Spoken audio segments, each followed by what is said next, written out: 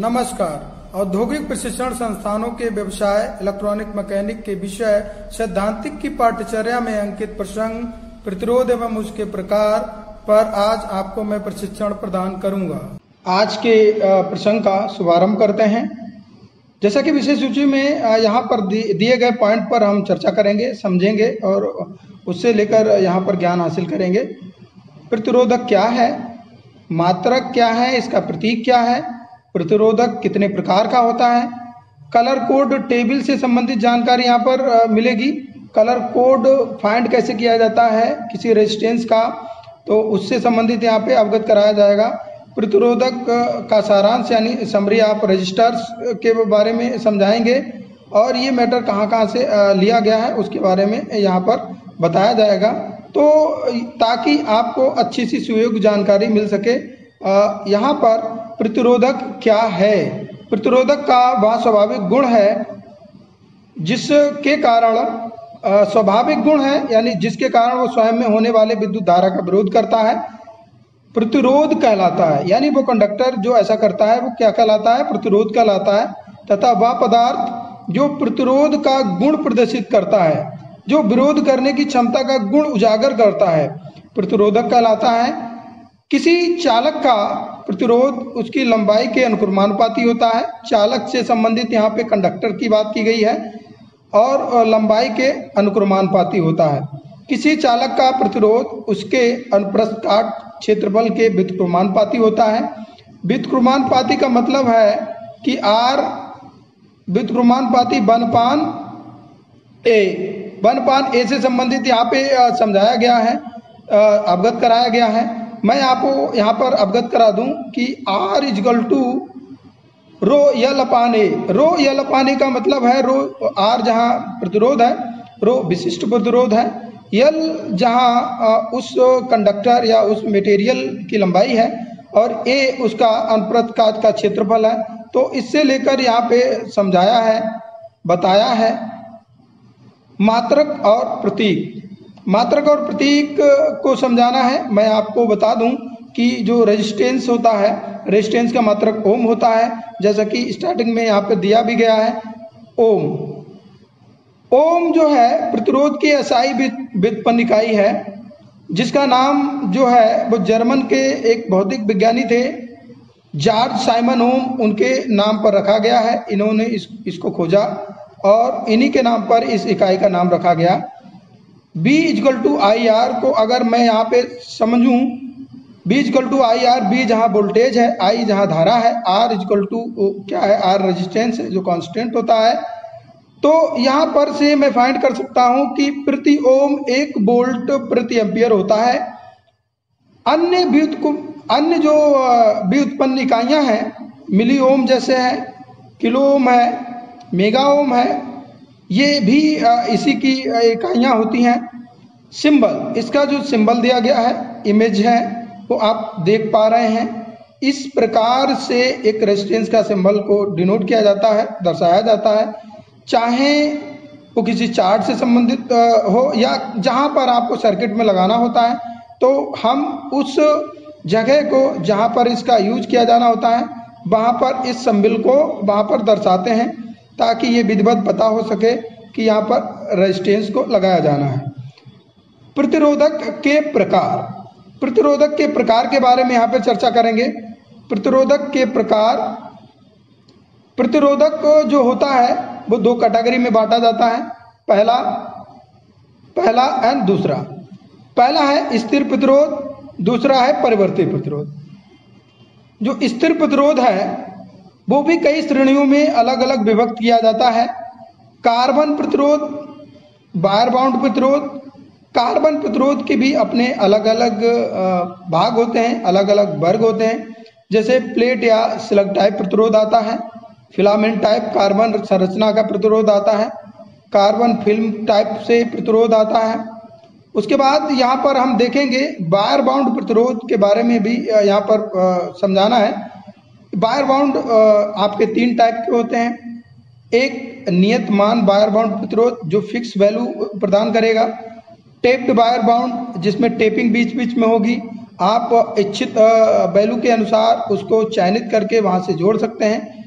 Adjustable type wire bound प्रतिरोध, ये adjustable की अर्थ ये है कि आप अपने इच्छा अनुसार जितनी वोल्टेज या जितनी धारा का प्रवाह कराना चाहते हैं, जितनी वैल्यू का रेजिस्टेंस उसको बनाना चाहते हैं, उतनी वैल्यू को वो वहाँ पर आप एडजस्टमेंट कर सकते हैं। तो इस हिसाब से यहाँ पर प्रतिरोध के प्रकार हैं। आगे इनको और डिफाइन किया गया है और समझाया गया है, तो इस हिसाब से आप यहाँ पर समझ पा रहे हैं। ये है स्थिर प्रतिरोध, ये है परिवर्तित प्रतिरोध। स्थिर प्रतिरोध में अभी हमने पूर्ववत चर्चा की, जिसमें वायर बाउंड प्रतिरोध के बारे में समझाया। कार्बन कंपोजिट प्रतिरोध वहाँ पर आया था। कार्बन फिल्म प्रतिरोध के बारे में वहाँ पर भी अवगत कराया था। लेकिन परिवर्तित प्रतिरोध का वहाँ पर जिक्र कुछ कम हुआ था, तो मैं आपको यहाँ पे बता दूं, परिवर्तित प्रतिरोध की भी आगे बहुत सारी कैटेगरी होती हैं, बहुत सारी कैटेगरी में डिफाइन किया जाता है, अलग अलग प्रकार के होते हैं। तो पहला है potentiometer, rheostat, thermistor, photo resistor, हमिस्टर, ये कई प्रकार के होते हैं। इनसे लेकर भी यहाँ पर जानकारी प्रदान करेंगे ताकि आपको सुयोग्य जानकारी मिल सके, अच्छी सी जानकारी प्रदान हो सके। वायर बाउंड टाइप प्रतिरोध, इन प्रतिरोधों को 3 भागों में विभक्त किया जाता है, जैसा कि अभी इससे पहले ही हम बता चुके हैं, समझा चुके हैं। अलग अलग भाग से रिलेटेड ये होते हैं। पहला है, यहाँ पे पॉइंट आपको समझा देते हैं कि 3 भागों में बांटा जाता है, पहले ही हम बता चुके हैं। यहाँ पे है सिरामिक अथवा पोर्सिलीन की नलिका पर यूरेका जो मिनरल धातु से निर्मित तार होता है उसको लपेटा जाता है ताकि टर्न एक दूसरे पर स्पर्श ना करे, अलग अलग रहे, और इस नलिका के ऊपर तार को लपेट देते हैं ताकि ये एक दूसरे को स्पर्श ना करें, अलग अलग रहें। और पहला सिरा और लास्ट का सिरा जो तार लपेटा जाता है, जो काई लपेटी जाती है, वो एक प्रतिरोध जैसा बिहेव करना शुरू कर देता है। इन प्रतिरोधों का जो मान होता है वो 0.1 ओम से लेकर 100 किलो ओम तक का होता है। ये इतने इतने वैल्यू के मिलते हैं। फिगर के अनुसार आप लोग देख पा रहे होंगे, ये एक प्रतिरोध है जो इसी से लेकर है, वायर बाउंड टाइप प्रतिरोध है। और ये आपका है टेप्ड, बीच बीच में टेपिंग की गई है, पहला जैसा कि दिया है। ये आपका फिक्स वैल्यू है। ये एक और आपका होता है जिसे एडजस्टेबल के नाम से जानते हैं, उसको भी समझाएंगे। तो इस हिसाब से वायर बाउंड टाइप का जो प्रतिरोध होता है वो उसका अपना काम, जहाँ पर आप इतनी वैल्यू का प्रतिरोध यूज करना चाहते हैं वहाँ इसको यूज कर सकते हैं। कार्बन प्रतिरोध, कार्बन प्रतिरोध के बारे में जानना है, समझना है। तो यहाँ पर यह है कार्बन प्रतिरोध। कार्बन एक तत्व है। कार्बन प्रतिरोध के बारे में समझना है तो थोड़ा ये समझ लीजिए, ये निर्मित क्यों हो, किससे होता है। तो आपको यहाँ बता दूं, कार्बन एक तत्व है जिसका परमाणु भार 12.011 होता है, यानी 12.011 होता है। परमाणु संख्या 6 होती है तथा इसका जो गलनांक होता है वो 3550 अंश सेल्सियस होता है। इसका जो गलनांक होता है वो 3550 अंश सेल्सियस होता है। इस जो प्रतिरोध के निर्माण हेतु, इसको बनाने हेतु कार्बन चूर्ण को कार्बन के डस्ट को पोर्सिलीन या कांच की पतली नलिका बनाकर ऊपर रेजिन की सहायता से चिपका दिया जाता है, उस पर रख दिया जाता है। नलिका के दोनों सिरों पर टिन अलेपित तार को संयोजित किया जाता है, जैसा कि आप यहाँ पर देख पा रहे होंगे। कार्बन प्रतिरोध का उपयोग जो होता है वो आपके हाई फ्रिक्वेंसी, हाई वोल्टेज, जहाँ पर हाई पावर या करंट लिमिटेड सर्किट बनाने हों, वहाँ पर इसका प्रयोग किया जाता है, वहाँ पर इसका यूज किया जाता है, या वहाँ पर यहाँ पे समझाया जाता है। जैसा कि आप देख पा रहे होंगे, यहाँ पर एक कार्बन प्रतिरोध को फाइंड किया गया है, उसमें ऊपर कलर कोडिंग भी दी गई है, कलर बैंड दिए गए हैं। यहाँ पर कार्बन प्रतिरोध का एक स्ट्रक्चर, क्रॉस सेक्शन स्ट्रक्चर दिखाया गया है ताकि आप भली भांति समझ सकें। तो आप यहाँ देख रहे होंगे कार्बन एंड बाइंडर मिक्सचर, यानी पोर्सिलीन की जो नलिका है उसके ऊपर कार्बन की जो डस्ट है उसको चिपका देते हैं। ऊपर से आपका ये कार्बन जो केस है, मॉडल केस, यानी एक इंसुलेटिंग कवर ऊपर से चढ़ा देते हैं ताकि ऊपर इस पे कलर कोडिंग की जा सके उसके बाद ये लीड दी गई है, यहाँ से कनेक्टिविटी आपको मिलती है। तो इसी प्रकार से आपने अभी यहाँ पे कार्बन प्रतिरोध के बारे में समझा, जाना, यहाँ पे आप भली बात जाना है। तो आपका आता है कार्बन फिल्म टाइप प्रतिरोध। कार्बन फिल्म टाइप प्रतिरोध के बारे में समझना है तो आपको यहाँ पे बता दूं कि कार्बन फिल्म टाइप का अर्थ ये है कि कार्बन की एक हेलिक्स नुमा आपकी चुड़ियों नुमा एक पतली सी थिन फिल्म जैसी बनाई जाती है, उसको लपेटा जाता है। तो मैं आपको यहाँ पर बता दूं कार्बन फिल्म टाइप प्रतिरोध को चीनी मिट्टी प्रतिरोधी सामग्री को मिलाकर बनाया जाता है। इस प्रकार प्रतिरोध धात्विक ऑक्साइड फिल्म प्रतिरोध के नाम से भी जाने जाते हैं। इस प्रकार के जो प्रतिरोध है वो 1 ओम से 20 मेगा ओम प्रतिरोध मान प्रदर्शित करते हैं या रखते हैं, या इस मान की वैल्यू के ये बनाए जाते हैं। हाफ वाट पावर रेटिंग यहाँ पर दी गई है, यानी हाफ पावर रेटिंग के ये जो है निर्मित किए जाते हैं, बनाए जाते हैं। यहाँ पे आप ये क्रॉस सेक्शन एरिया देख रहे होंगे, यहाँ पे ये कार्बन फिल्म टाइप प्रतिरोध का है। यहाँ पे देख रहे होंगे ये हेलिक्स नुमा बनाया गया है और अंदर की तरफ एक सिरेमिक कैरियर को रखा गया है। इसी के ऊपर ये हेलिक्स को घुमा दिया गया है, फिल्म को लपेट दिया गया है। यहाँ पर एंड ये लीड्स हैं, कनेक्टिविटी लीड्स को यहाँ पर दिखाया गया है। ऊपर से प्रोटेक्टिव लेयर चढ़ा दी जाती है और उसी के ऊपर यहाँ पे कलर कोडिंग कर दी जाती है। तो इस हिसाब से इस प्रतिरोध का निर्माण किया जाता है। फाइनली जब प्रतिरोध का ये निर्माण हो जाता है तो कुछ इस तरीके से ये प्रतिरोध दिखता है, ताकि आप ये भली बात इससे समझ भी सकें। और ये जो कलर कोडिंग इस पे की जाती है ये वैल्यू के हिसाब से की जाती है, इसके वैल्यू को फाइंड करने के लिए की जाती है। रिहोस्टेट के बारे में समझाना है तो जैसा कि मैंने बताया ये एक परवर्ती प्रतिरोध है।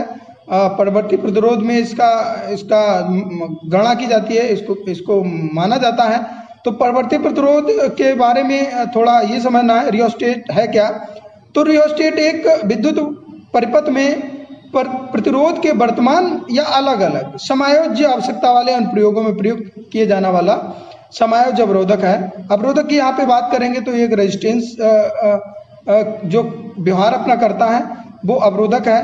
कहने का मतलब है कि ये जहाँ पर मुझे वेरिएबल तरीके से समायोज्य अपनी इच्छा अनुसार जहाँ पर प्रतिरोध फाइंड करना होता है वहाँ पर इसका उपयोग किया जाता है। ये विशेष प्रकार के रिहोस्टेट पोटेंशियोमीटर होते हैं। कहने का मतलब है पोटेंशियोमीटर ही एक प्रकार का ये बिहेव करता है जैसा कि रिहोस्टेट भी करता है। रिहोस्टेट उन उपकरणों में इस्तेमाल किया जाता है जहाँ पर हाई वोल्टेज करंट की जरूरत पड़े, उच्च वोल्टेज की जरूरत हो, उच्च करंट की जरूरत हो, तो ये वहाँ पर प्रयोग किया जाता है। मैं आपको ये एक बात और अवगत करा दूं, इसका जो बहुतायत में प्रयोग किया जाता है वो प्रयोगशालाओं में ज़्यादातर इसका प्रयोग किया जाता है। मैं फिगर के अनुसार आप यहाँ पे थोड़ा समझ लीजिए कि यहाँ पर जो ये एरिया दिया गया है, इस एरिया में कॉइल को इसी प्रकार लपेट दिया जाता है कि एक टर्न दूसरे टर्न पर क्रॉस ओवर ना हो, चढ़े ना। तो इस प्रकार यहाँ पर तार को लपेट दिया जाता है। ये टर्मिनल एक तार का एक जो टर्मिनल है टर्मिनल बी पर कस दिया जाता है, एक टर्मिनल ए में कस दिया जाता है। ऊपर का ये पॉइंट जो दिया गया है आपका, ये आपका स्लाइडिंग कॉन्टैक्ट है। ये आगे पीछे मूव करा सकते हैं इसे, जिस वजह से ये वैल्यू इच्छित वैल्यू जो आप इच्छित वैल्यू चाहते हैं, जिस हिसाब से आप इसकी वैल्यू को फाइंड करना चाहते हैं, आप जहां पर जो प्रयोग कर रहे हैं उसको अपना फाइंड करना चाहते हैं, तो उच्च इच्छित वैल्यू के मान के हिसाब से इस स्लाइड को आप आगे पीछे रिमूवेशन कर सकते हैं, आगे पीछे घुमा सकते हैं। तो ये टर्मिनल आपका सी है, एक कॉमन टर्मिनल को रखते हैं ताकि आपके यहाँ पर जो प्रयोग आप करते हैं उसके आधार पर यहाँ पर आप अपनी इच्छित वैल्यू को प्राप्त कर सकें। ये भी अपने अपने अलग अलग रेटिंग के आते हैं, 2 से लेकर 5 वाट तक के आपको प्राप्त होते हैं, मिलते हैं, मार्केट में अवेलेबल रहते हैं। तो इस हिसाब से रिहोस्टेट का क्या व्यवहार है, कहाँ इसका उपयोग किया जाता है, ये आपको समझाया मैंने। हाँ, चर्चा करते हैं पोटेंशियोमीटर पर। पोटेंशियोमीटर है क्या, क्यों इसका इलेक्ट्रॉनिक जगत में बहुत सारा उपयोग है, और क्यों इसको प्रयोग में लाया जाता है, तो इससे लेकर हम आपको अवगत करा दें कि पोटेंशियोमीटर एक इलेक्ट्रॉनिक डिवाइस है। बिल्कुल सही, ये इलेक्ट्रॉनिक डिवाइस है जिसके एक स्लाइडिंग संपर्क के साथ 3 टर्मिनल अवरोधक होते हैं, 1 2 3। फिगर में आप देख पा रहे हैं यहाँ पे 3 टर्मिनल अवरोधक दिए गए हैं जो एक समायोज्य वोल्टेज को विभक्त करते हैं। एक जो आपकी वोल्टेज होती है आप उसको वितरित करते हैं, विभक्त कराते हैं, तो वो काम ये पोटेंशियोमीटर करता है। पोटेंशियोमीटर का जो उपयोग है वो आमतौर पर इलेक्ट्रॉनिक उपकरणों जैसे वॉल्यूम नियंत्रक में किया जाता है, जॉयस्टिक में किया जाता है, और नियंत्रित करने वाली जो और आपके डिवाइसेस होती हैं और आपके सर्किट्स होते हैं वहाँ भी इसका प्रयोग किया जाता है। मैं फिगर के अनुसार आपको यहाँ पर अवगत करा दूं कि फिगर में आप जैसा कि देख पा रहे हैं, यहाँ पे फिगर में आपका ये एक शाफ्ट दी गई है, नट से ये कसा गया है, एक बासर यहाँ पे लगाया गया है, और ये एक हाउसिंग दी गई है। हाउसिंग से नीचे एक आपके प्लेट नुमा एक रोटेशन गोल दायरे से लेकर सर्किल से लेकर एक प्लेट होती है जो स्लाइड के नुमा होती है। एक यानी ये 1 टर्मिनल 1 से लेकर टर्मिनल 3 तक आसानी से रोटेट कराई जा सकती है सॉफ्ट के माध्यम से। तो इस प्रकार जहाँ पर हमें पोटेंशियोमीटर की आवश्यकता होती है, जहाँ पर मुझे वॉल्यूम यानी वोल्टेज को नियंत्रित करना होता है, वहाँ पर हम इसका प्रयोग करते हैं, उपयोग करते हैं, ताकि हम अपने ऐच्छिक वोल्टेज को वहाँ पर प्राप्त कर सकें। बात आती है थर्मिस्टर की। तो थर्मिस्टर शब्द का अर्थ है थर्मल रजिस्टर। मैं आपको यहाँ पर अवगत करा दूँ, थर्मल रजिस्टर, यहाँ पर जो शब्द है वो थर्मल रजिस्टर। थर्मल का मतलब है टेम्परेचर से, रजिस्टर का मतलब है उसका रेजिस्टेंस से। यानी ये थर्मिस्टर होता है, ये भी एक रजिस्टर होता है, लेकिन ये टेम्परेचर पर वर्क करने वाला रजिस्टर होता है। इस प्रकार के रजिस्टर का जो मान तापमान के अनुसार परिवर्तित होता रहता है, यानी इस प्रकार के प्रतिरोध का जो मान है वो तापमान के अनुसार बदलता रहता है। अधिकांश रजिस्टर में नकारात्मक ताप गुणांक होता है।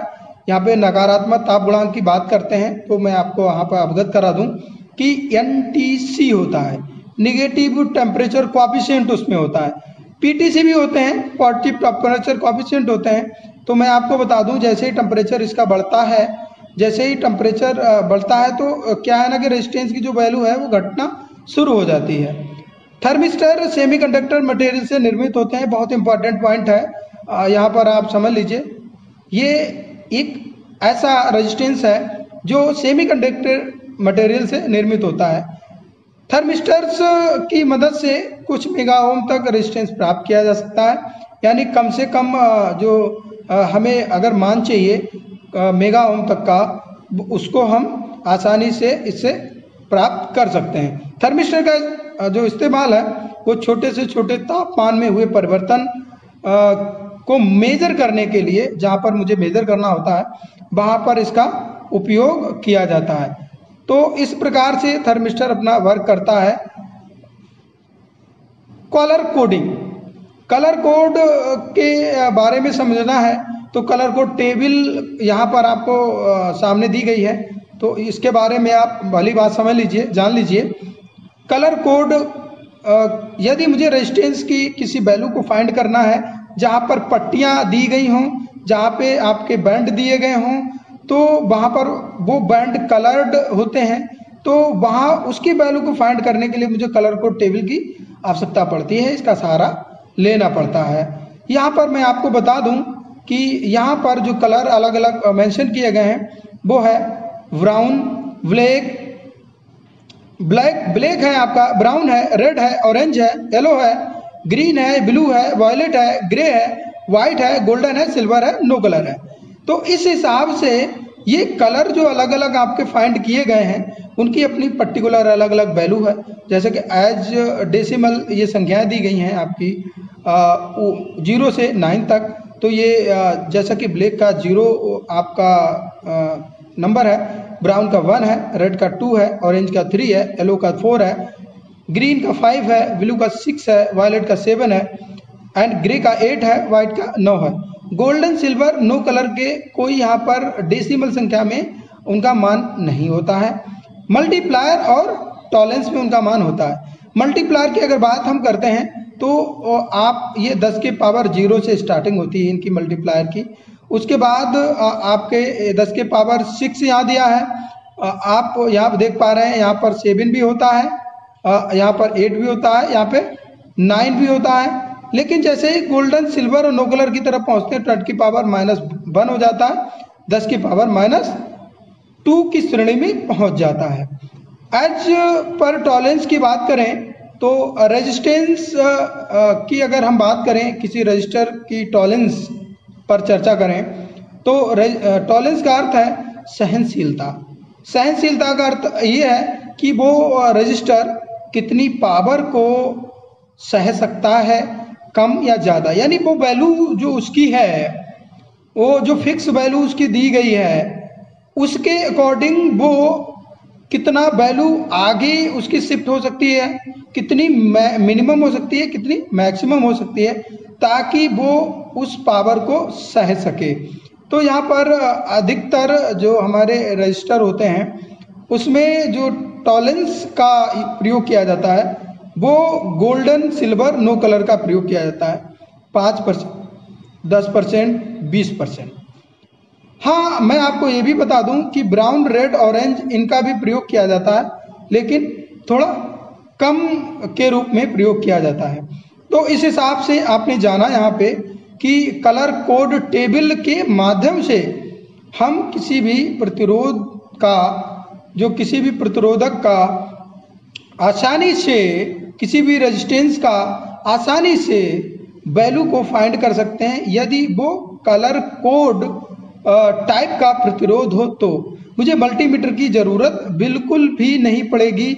यदि आपको ये टेबल के अंक पता है, याद है, तो आपको मल्टीमीटर की आवश्यकता बिल्कुल भी नहीं पड़ेगी। मैं आपको यहाँ पर ये बता दूं कि जैसा कि अभी आपने कलर कोड टेबल से संबंधित जानकारी हासिल की, तो उसका ही यूज करके, उसका ही प्रयोग करके मैं आपको यहाँ पर दिखाऊंगा कि प्रतिरोधक कलर कोड को कैसे यहाँ पर वैल्यू को फाइंड किया जाता है, कैसे उसकी वैल्यू को यहाँ पर निकाला जाता है। तो जैसा कि आप यहाँ देख पा रहे हैं कि एक रेजिस्टेंस दिया गया है, उस रेजिस्टेंस में पट्टियाँ दी गई हैं। जैसा कि ये पहली पट्टी आपकी दी गई है वो आपकी रेड पट्टी है, दूसरी आपकी वॉयलेट पट्टी दी गई है, तीसरी आपकी जो पट्टी दी गई है वो आपकी यहाँ पर आप देख पा रहे होंगे, यहाँ पर आप देख पा रहे होंगे वो 1K लिखा है। 1K का मतलब है 10 की पावर 3। 1K का मतलब है 10 की पावर 3। तो 10 की पावर 3 का अर्थ ये होता है कि यहाँ पर आपका जो वैल्यू होगी वो एक ऑरेंज दर्शाई गई है, यहाँ पर वैल्यू ये ऑरेंज दर्शाई गई है। उसके बाद चौथी पट्टी जो है वो टॉलरेंस के रूप में यहाँ पे अवगत कराया गया है, समझाया गया। जो ±5% यहाँ पर दिखाया गया है, ±5% का अर्थ है कि ये गोल्डन पट्टी है। गोल्डन पट्टी में जो टॉलरेंस होती है ±5% होती है। जैसे कि अभी कलर कोड टेबल का सहारा लिया, उससे पहले मैंने समझाया।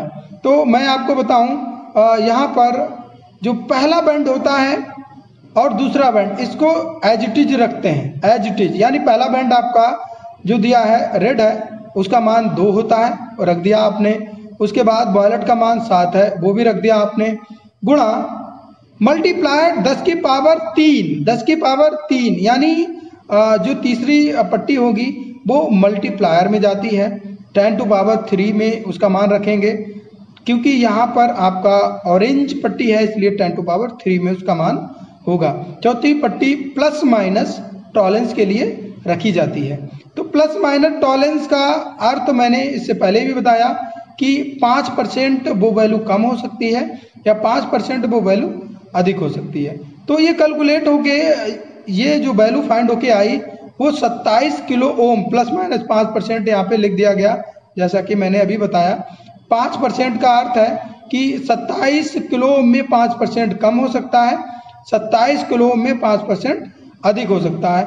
यहाँ पर थर्ड पार्टी मल्टीप्लायर के रूप में भी दिखाई गई है, यहाँ देखो टॉलरेंस के रूप में दिखाई दी गई है, और यहाँ उन सभी कलर कोड को भी यहाँ पे इंकित किया गया है जो अभी मैंने आपको कलर कोड टेबल में समझाया था, बताया था।